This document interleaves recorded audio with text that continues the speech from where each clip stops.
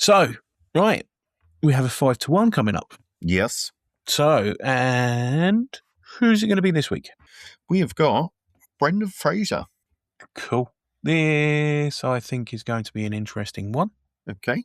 I think there might be a few differences in here between us. Okay. Don't know why. I just do. Okay. So, do you want to start with your honorary mentions? Okay. I've got 3. I've got Journey to the Center of the Earth. It's a good family fun film. And Inkheart. I quite enjoyed that. Again, another good family film. My other one is Scrubs. He was only in 3 episodes, but it was a good little story arc of him in that. I didn't watch loads of Scrubs, but I remember all these 3 episodes. It was quite pivotal to the story. And it's quite a sad, I don't know if you've seen it, but it's quite a sad little bit in there. Doesn't he die? Yes. Yeah. Yeah. But it's a great little bit, bearing in mind it's a comedy and you've got this tragic backstory line in there of this bit. But yeah, I really enjoyed that. What about you? Have you got any honourable mentions? Yes, I do. Right. So I have Inkheart. Yep. George of the Jungle. Airheads, where he plays Chaz. So that's him, Steve Buscemi, and Adam Sandler. Yeah. Very, very funny film. And I have, as a caveat, because he's done it, Revenge of the Mummy, the ride. Okay. So the actual ride in Universal Theme Park. He introduces the ride. There's a little bit tete-a-tete around a coffee that's going on.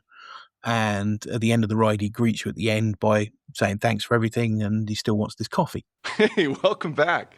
Hope you enjoyed yourself. I would have enjoyed this interview a lot more if I had gotten my cup of coffee! Thank you.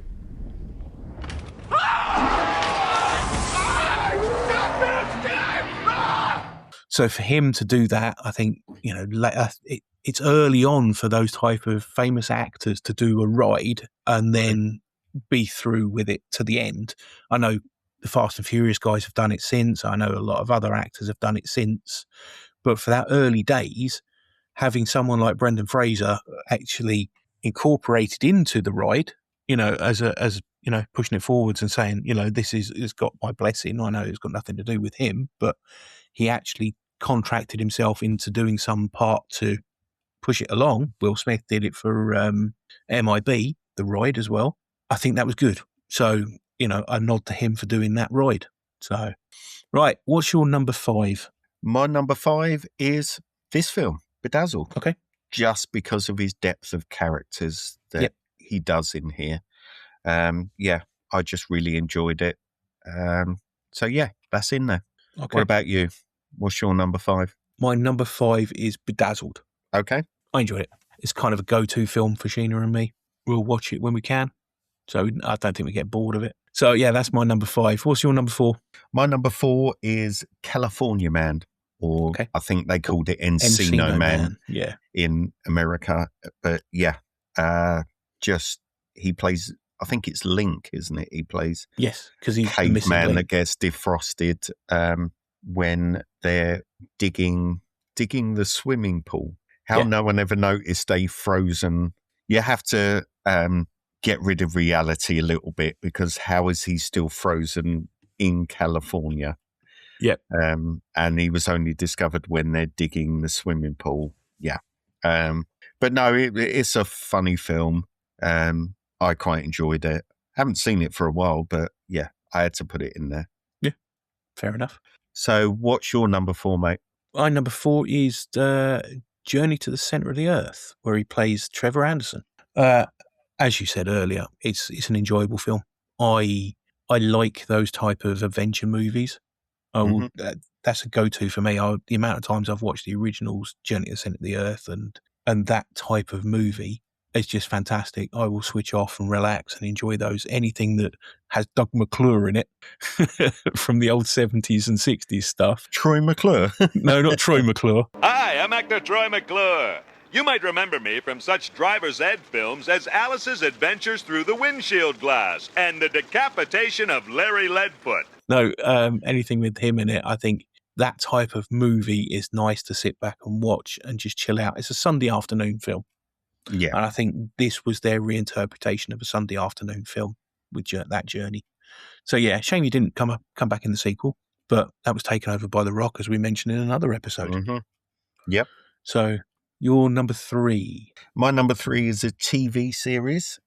It's Doom Patrol, based on a DC comic. Not as well known as lots of other DC characters. They're misfit band of people, and the series has got Timothy Dalton, and it's very different from anything you've seen in the DC universe before.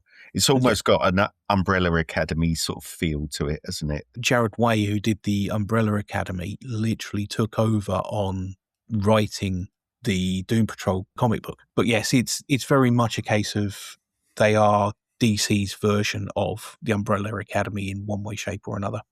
They're just It's a mixture of that and sort of like League of Extraordinary Gentlemen. I've got that sort of feel about it as well. Yeah. What about you? Your number 3? My number 3 is actually a TV series that he did with Tom Welling. It's called The Professionals. No, not the CI5 Professionals. He plays a guy called Peter Swan, which is very much a Elon Musk type character, where he's got his own space operation and he's very known tech entrepreneur and everything else like that. And there's a hit out on him, and Tom Welling has to go in and protect him as a professional protection unit, and he brings in some other people with him. It's a good series. It was only a one and done series, and it was all filmed in South Africa.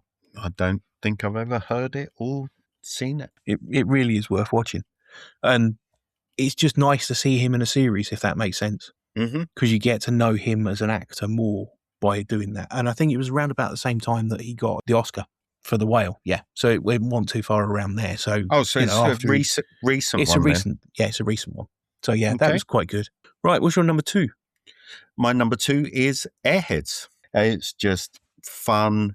He's really sort of like one of the side characters because it's really an Adam Sandler led vehicle. I've got it on DVD. Yeah, I haven't seen it for a few years, but I just remember really enjoying it. It's got a great soundtrack as well. Yeah. Just 3 metalheads trying to get their band Airplay. famous Airplay, promote themselves. So end up holding a radio station hostage, or unwittingly holding it hostage. Yeah. And then, it's definitely a comedy of errors. Yeah. Very much so. So what about you? What's your number 2? My number 2 is 2 films. It's the first 2 Mummy movies. I think, as you know, he's brilliant as Rick O'Connell in those films. Absolutely fantastic. I think the rumour mill spreading around that they might be doing a 4th film with him as Rick O'Connell, bringing the original cast back. I hope so. That should be good. Time frame?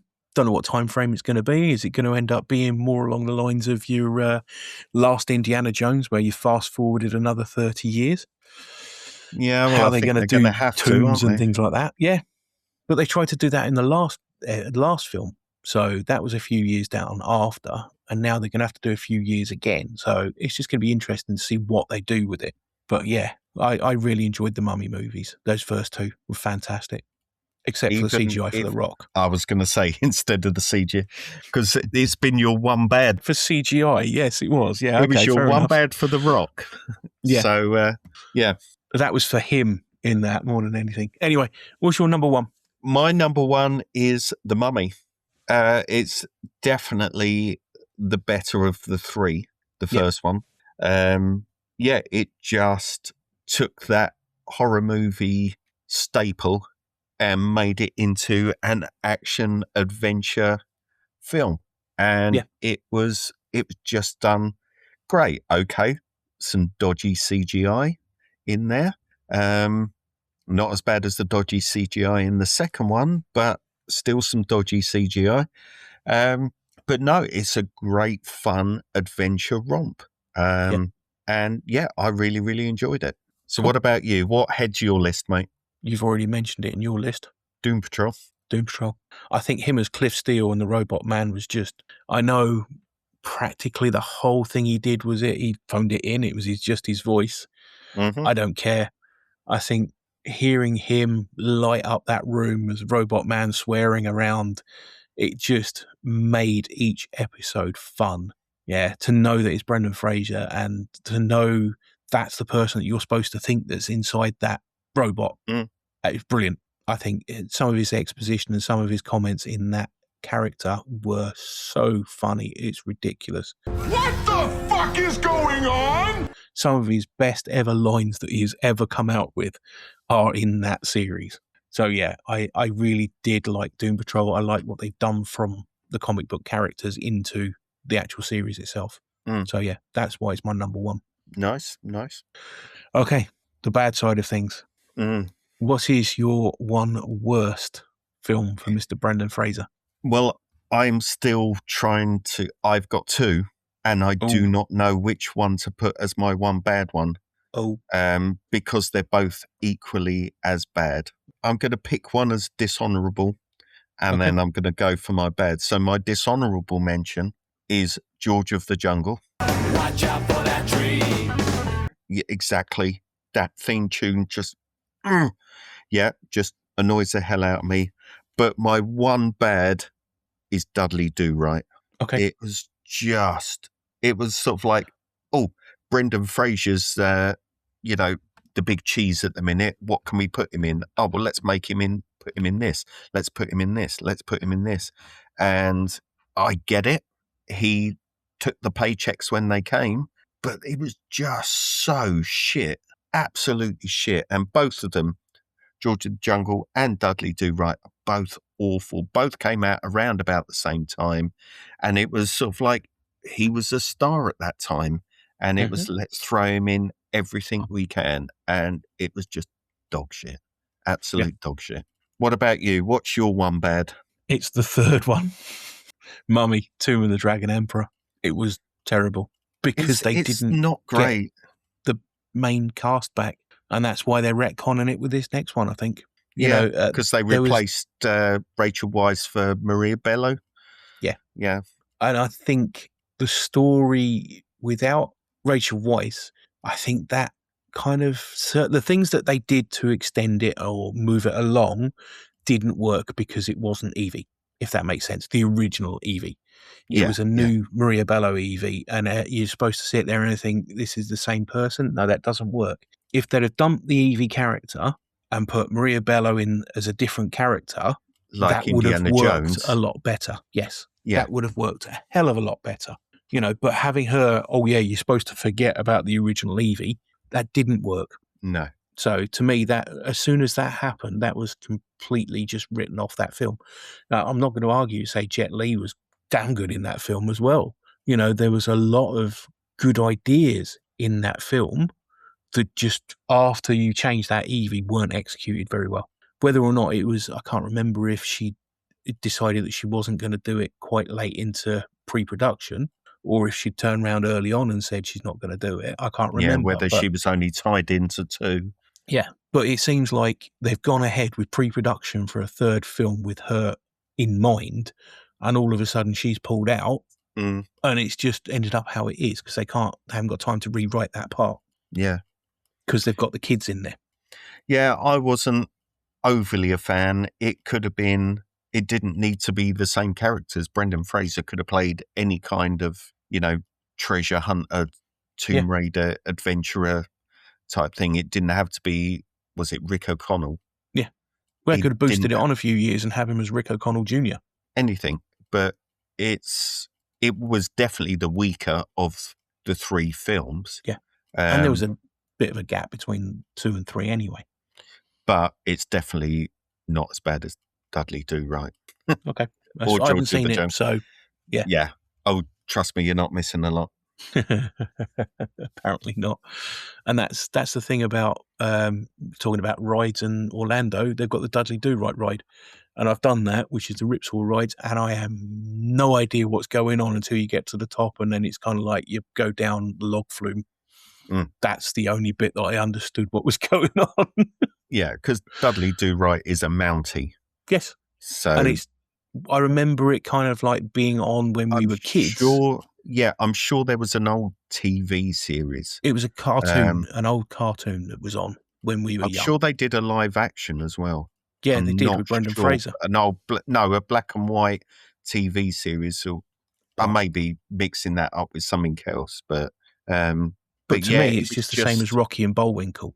You know, the Rocky and Bullwinkle didn't translate over to the UK as much as it did in the States. No, and even that was awful then as well. Roger Ramjet as another one. You know, it's those kind of cartoons that were more American based that didn't really translate to the UK population. Some got it, some didn't. But yeah, so that's why I haven't watched that film. Fair enough. No, thank you very much again, my friend. I think that's it for another episode. I think so. I think we've wrapped that up nicely. Yeah, perfect. All right, mate. Thanks for listening. Please remember to follow, like, and subscribe. Where can they get hold of us, Trev? Follow us on Facebook, Instagram, and Blue Sky. Just go to @TheDejaReview or contact us via our email, which is thedejareview@gmail.com. I'm Mart. And I'm Trev. Enjoy yourselves.